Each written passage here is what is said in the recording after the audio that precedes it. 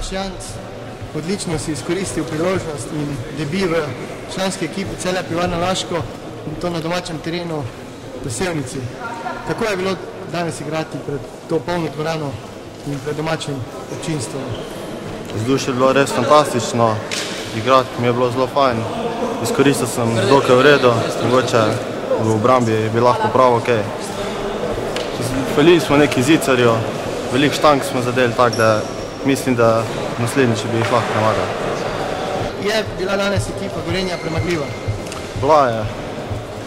Rdeč karton je bil Bezjak, njihov najboljši igralec, manjko je Dolenc, tako da danes smo imeli veliko priložnost, da jih premagamo, vendar tega nismo izkoristili, neki smo falili, tako da mislim, da naslednjič moramo iti bolj v tekmo in da zmagamo.